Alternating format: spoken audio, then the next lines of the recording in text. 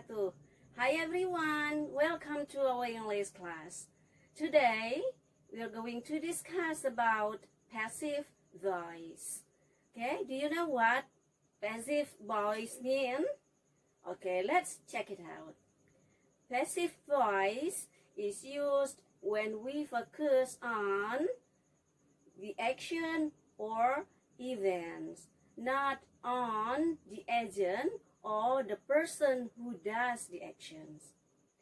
While active voice or active sentence is used when we focus on the agent or the person who does the actions or events, not on the events or the actions. Nah, hari ini yang akan kita bahas adalah tentang passive voice. Artinya apa? Kalimat pasif ya. Apa yang dimaksud kalimat pasif? Adalah kalimat yang digunakan ketika kita ingin fokus pada action atau pada tindakan atau pada kegiatan yang dilakukan atau yang terjadi, bukan pada siapa yang melakukan tindakan atau pekerjaan tersebut. Nah, jadi tidak penting dalam sebuah kalimat pasif harus ditampilkan siapa yang melakukan pekerjaan tersebut. Nah, sebaliknya kalimat aktif adalah kalimat yang digunakan ketika fokus kita untuk menyatakan siapa yang melakukan pekerjaan atau action atau tindakan, bukan pada tindakan apa yang dilakukan atau apa yang terjadi. Nah, itu tadi ya usage-nya, penggunaannya, kapan kita gunakan kalimat pasif, kapan kita gunakan kalimat dalam bentuk aktif. Okay. Now let's check some examples of how the passive and active sentence is constructed. We'll discuss about the patterns of the passive and active sentence. Okay, the first pattern is for the sentences in the form of simple present tense. Nah, contoh yang pertama kita akan lihat pola bagaimana kalimat aktif dan pasif dibentuk ya. Oke, kalimat tersebut berbentuk simple present tense. Nah, contohnya ya. Nah, kita lihat pertama patternnya. Nah, yang pertama kalimat aktif dalam bentuk simple present. Bagaimana pola kalimat aktif yang biasa kita kenal? It must be a subject ya, in the first part of the sentence, and then plus verb one or infinitive, and then plus object and complement if there is any. Okay? Nah, kalimat bentuk simple present biasanya ya polanya ada subjek kemudian diikuti verb one atau kata kerja bentuk dasar ya. Yang mana kata kerja bentuk dasar? Contohnya misalnya apa?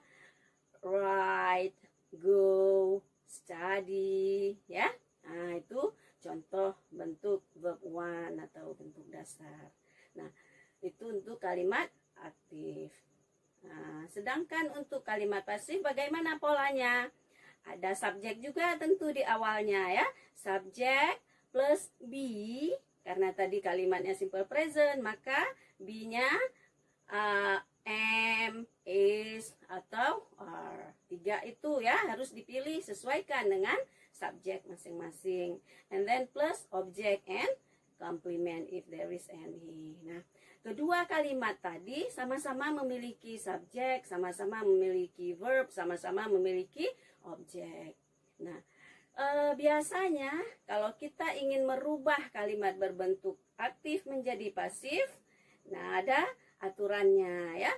Kalimat pasif yang menjadi subjek di kalimat pasif adalah objek dari kalimat aktif ya, dipindah letaknya. Nah, dibalik ya. Kalau tadi objek dia menjadi subjek, subjek menjadi objek. Nah, let's check the example ya. Contoh kalimat aktif yang pertama dalam bentuk simple present tense. Misalnya apa? kita ambil verb ya, supaya mudah membedakan verb 1, verb 2 dan verb 3-nya. Kita ambil contoh verb yang irregular, yang tidak beraturan. Dalam hal ini kita ambil contoh kata write ya. Jadi bentuk infinitifnya write, and then verb 2-nya wrote, and then verb 3 or past participle written ya.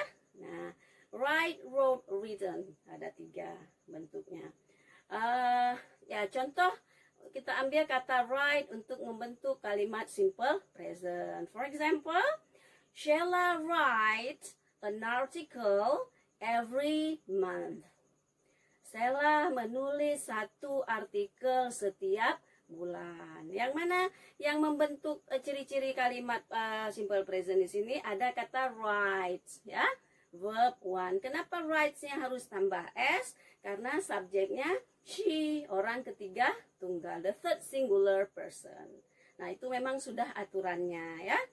Nah, kita tadi lihat verbnya verb 1 ya. Subjeknya Sheila, write verbnya. Kemudian apa?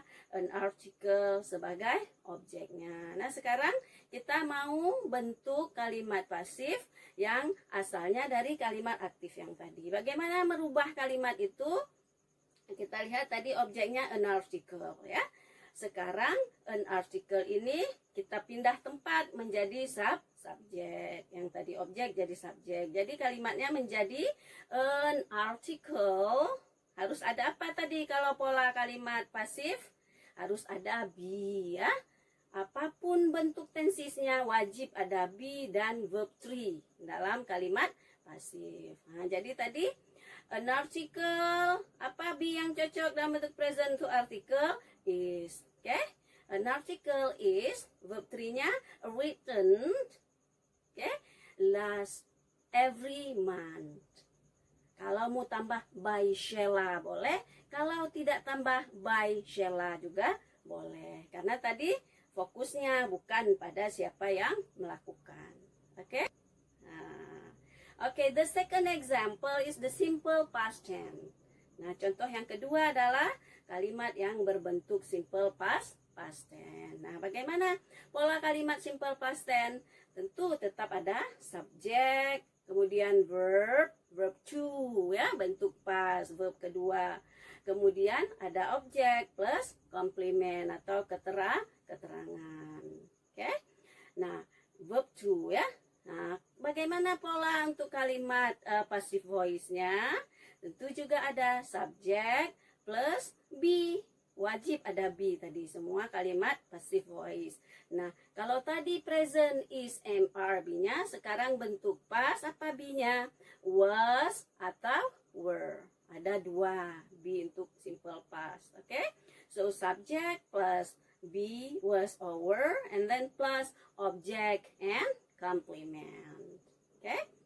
Nah, let's take example ya. Kita menggunakan kalimat yang bunyinya sama seperti tadi supaya apa? Supaya mudah membedakannya ya.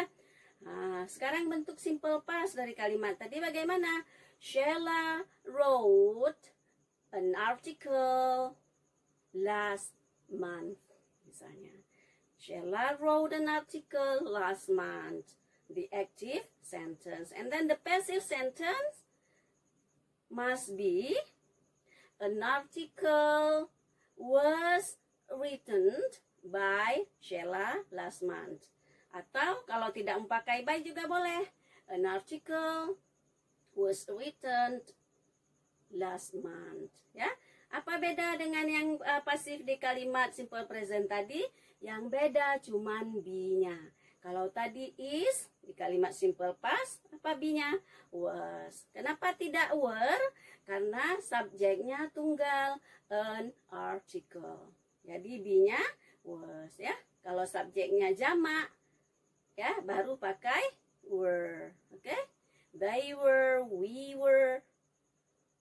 Apa lagi yang jamak? Ya, you were misalnya ya. Nah, kalau yang tunggal-tunggal pakai was.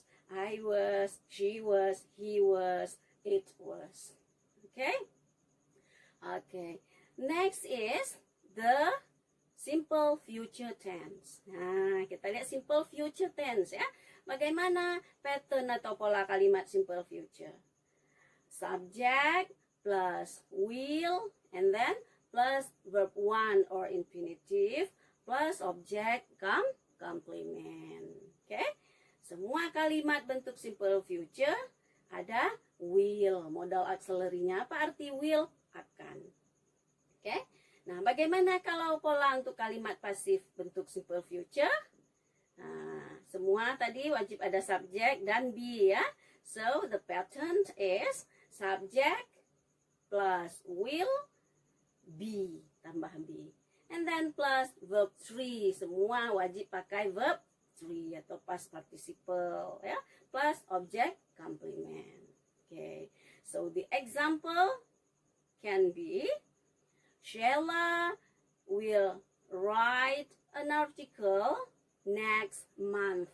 Misalnya, Sheila akan menulis sebuah artikel bulan depan. Will write-nya verb 1 ya. Tidak boleh yang lain.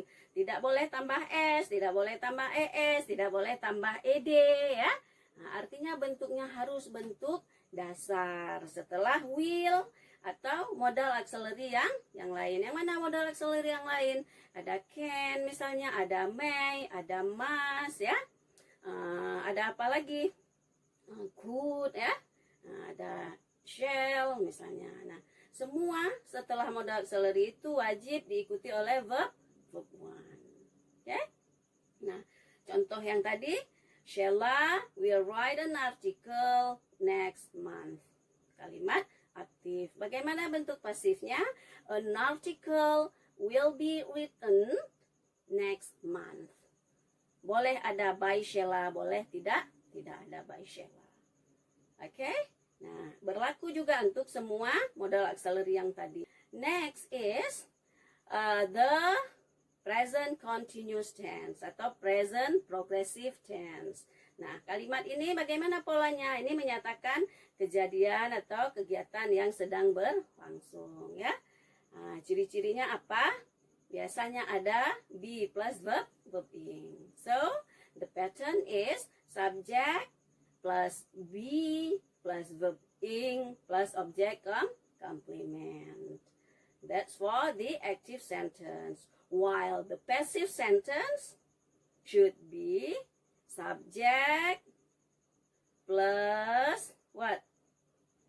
Be ya, plus being plus verb 3 plus object complement. Nah, ini agak berbeda polanya dengan yang 3 di atas tadi yang sudah kita bahas ya. Apa bedanya? Kalau di kalimat pasif ya, tadi di simple present, simple past, simple future tidak tambah being, cukup be saja. Sedangkan di kalimat present continuous, selain ada be, misalnya be-nya is, harus tambah being, baru tambah verb 3. Itu menunjukkan ciri-ciri kalimat pasif dalam bentuk present continuous. Okay, the examples for this tense is Sheila is writing an article now.